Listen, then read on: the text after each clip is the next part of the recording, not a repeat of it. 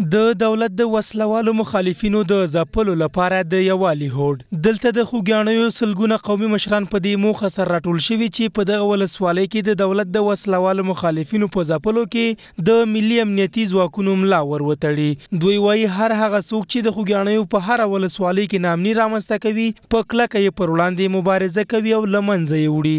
کوم موضوعات چې را روان دي د داعش په مقابل کې او داعش کوم تصمیم نیولی دی، نو دا خلک دې ته آماده دي چې موږ په سر و مال د خپل حیا او ناموس د دې نه موږ دفاع کوو.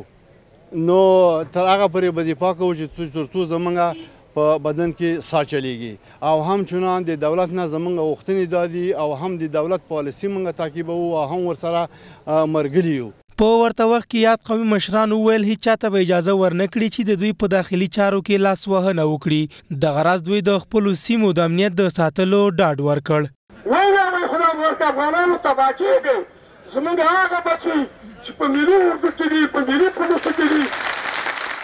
40 کاله ملت ځورېدلی دی. مشخص د ګوتو په شمار یو څو کسان دي چې د هغو خپلې ګټې پکې خوندي دي او موږ نور نه غواړو چې دوله دا موقع چالویر کړو چې هغه په خوږیاڼو کې او په ضمن کې ټول ننګرهار کې فرض دی کې موږ ټول ورونه دي، ټول د موږ عزیزان دي، هېچا سره موږ هغه نه لرو. دا یو پېژندلو په خاطر دی.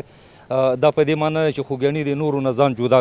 دغه راز په یاده غونډه کې د خوږیاڼیو د قومي مشرانو له لوري د ولایت مقام ته یو 12 مادهیز پرېکړه لیک هم ورکړل شو چې پکې راغلیو د خوږیاڼو قومونه خپلې پرېکړې خپله کوي او بل هیڅ چاته د لاسوهنې اجازه نه ورکوي. پرېکړه لیک کې راغلی و چې خپل سر وسلوال نه منو او دولت چې په دغه سیمه کې هره پرېکړه کوي باید د قومي مشرانو په سلا مشورې سره یې وکړي.